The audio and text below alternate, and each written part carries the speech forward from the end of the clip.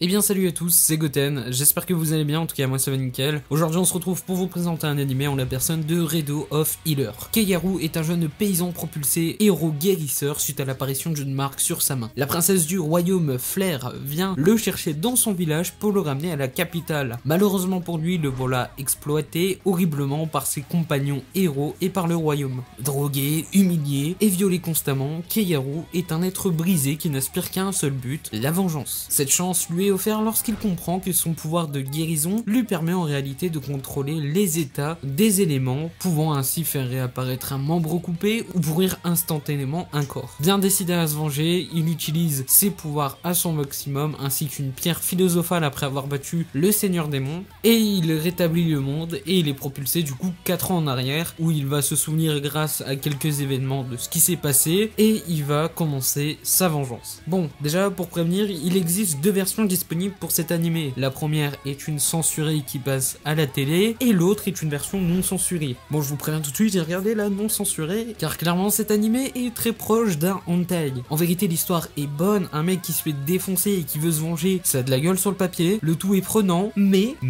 il est vrai que le cul est H24 présent et parfois tu te dis encore, ça fait beaucoup là, non? Oui, car le mec t'as l'impression qu'il va ken toute la planète. En mode pour se venger, faut qu'il pète le cul des gens. Après, je te cache pas que l'anime a été réalisé par le studio TNK. C'est qui eux? Bah entre autres, c'est ceux qui ont fait School Days et High School DxD. Ouais, ça annonce la couleur. Bah c'est vrai que pour les petits sadiques, peut-être que vous êtes, ces scènes vont pas vous déranger, mais j'aime beaucoup le fait quand même que l'anime soit trash, par exemple sur les scènes de viol, que ce soit sur Keiharu ou sur la princesse, ils te mettent salement mal à l'aise et te permet de voir à quel point les personnages sont soit des fils de flûte ou la haine qu'ils peuvent ressentir pour en arriver là. En plus, comme je vous ai dit, je me suis maté la version non censurée, je me suis lavé les yeux après. Outre cela, l'animation fait vraiment le taf, comme l'opening et l'ending d'ailleurs, qui sont pour moi bons. Les personnages sont plutôt bien développés et l'anime aborde des thèmes qu'on voit rarement dans la Japanimation. En tout cas, comme vous devez vous en douter, l'anime n'est malheureusement pas licencié, bah logique. Je vois pas Crunchyroll ni Wakanim licencier cet anime là, au vu que tous les